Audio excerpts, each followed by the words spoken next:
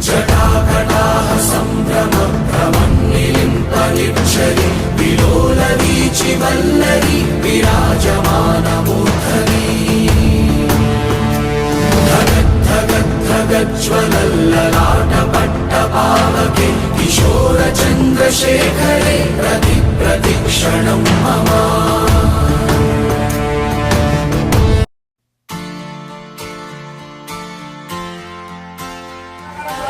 जय श्री केदार।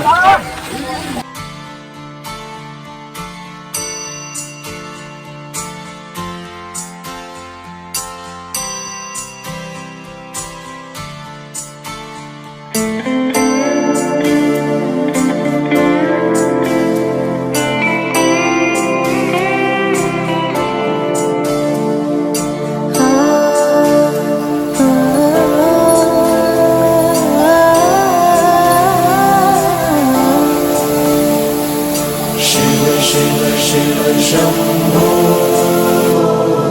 महादेव शम्भो शिव शिव शिव शम्भो महादेव शम्भो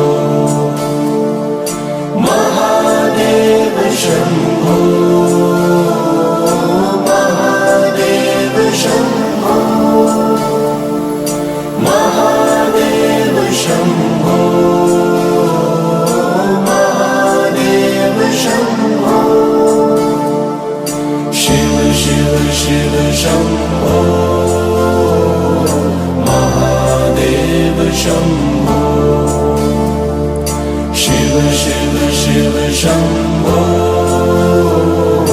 महादेव शम्भो।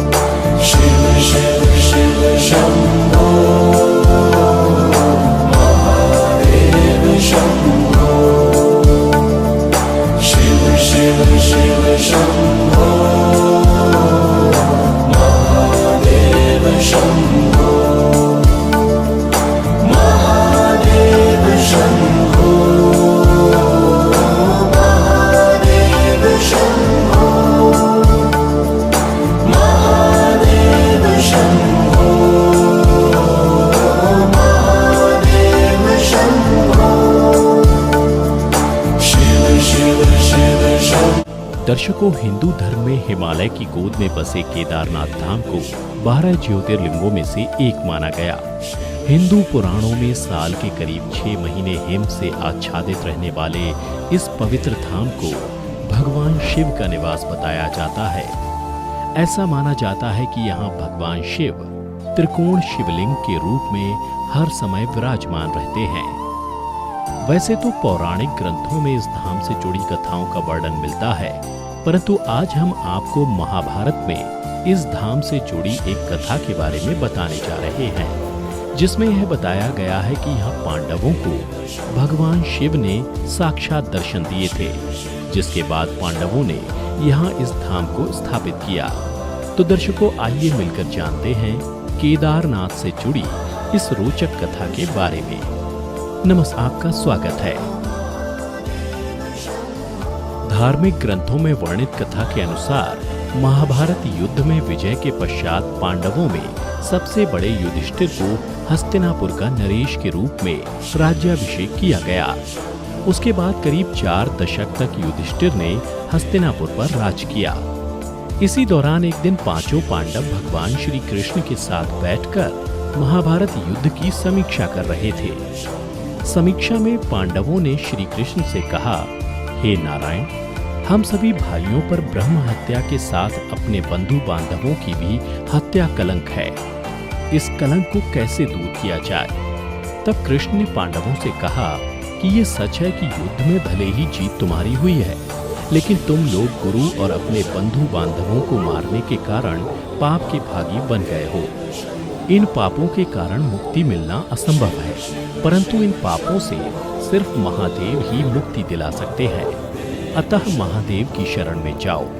उसके बाद श्री कृष्ण द्वारका लौट गए। उसके बाद पांडव अपने पापों से मुक्ति के लिए चिंतित रहने लगे और मन ही मन सोचते रहे कि कब राजपाट को त्याग कर शिव जी की शरण में जाएं। उसी बीच एक दिन पांडवों को पता चला वासुदेव ने अपना देश त्याग दिया है और वे अपने परम धाम लौट गए हैं। यह सुनकर अब पांडवों को भी पृथ्वी पर रहना उचित नहीं लग रहा था। गुरु, पितामह और सखा सभी तो युद्ध भूमि में ही पीछे छूट गए थे। माता, ज्येष्ठ पिता और काका विदुर भी वन गमन कर चुके थे। सदा के सहायक श्री कृष्ण भी नहीं रहे थे। ऐसे में पांडवों ने राज्य परीक्षित को सौंप दिया और द्रौपदी समेत हस्तिनापुर छोड़कर शिव जी की तलाश में निकल पड़े। हस्तिनापुर से निकलने के बाद पांचों भाई और द्रौपदी भगवान शिव के दर्शन के लिए सबसे पहले पांडव काशी पहुंचे, पर वे उन्हें वहां नहीं मिले। उसके बाद उन लोगों ने कई और जगहों पर भगवान शिव को खोजने का प्रयास किया, परंतु जहां कहीं भी ये लोग जाते, शिव जी वहां से चले जाते। इस क्रम में पांचों पांडव और द्रौपदी एक दिन शिव जी को खोजते हुए हिमालय तक आ पहुंचे। यहाँ भी जब शिव जी ने इन लोगों को देखा तो वे छिप गए, परंतु यहाँ युधिष्ठिर ने भगवान शिव को छुपते हुए देख लिया। तब युधिष्ठिर ने भगवान शिव से कहा, हे प्रभु, आप कितना भी छिप जाएं, लेकिन हम आपके दर्शन किए बिना यहाँ से नहीं जाएंगे। और मैं ये भी जानता हूँ आप इसलिए छिप रहे हैं क्योंकि हमने पाप किया है। युधिष्ठिर के इतना कहने के बाद पांचों पांडव आगे बढ़ने लगे। उसी समय एक बैल उन पर झपट पड़ा। यह देख भीम उससे लड़ने लगे। इसी बीच बैल ने चट्टानों के बीच अपना सिर छिपा लिया, जिसके बाद भीम उसकी पूंछ पकड़कर खींचने लगे तो बैल का धड़ सिर से अलग हो गया और उस बैल का धड़ शिवलिंग में बदल गया और कुछ क्षण पश्चात उस शिवलिंग से भगवान शिव प्रकट हुए। शिव ने पांडवों के पाप क्षमा कर दिए। आज भी इस घटना के प्रमाण केदारनाथ का शिवलिंग बैल के कूल्हे के रूप में मौजूद है। भगवान शिव को अपने सामने साक्षात देख पांडवों ने उन्हें प्रणाम किया और उसके बाद भगवान शिव ने पांडवों को स्वर्ग का मार्ग बतलाया और फिर अंतर ध्यान हो गए। उसके बाद पांडवों ने उस शिवलिंग की पूजा अर्चना की और आज वही शिवलिंग केदारनाथ धाम के नाम से जाना जाता है। दर्शकों, चूंकि यहाँ पांडवों को स्वर्ग जाने का रास्ता स्वयं शिव जी ने दिखाया था, इसलिए हिंदू धर्म में केदार स्थल को मुक्ति स्थल माना जाता है।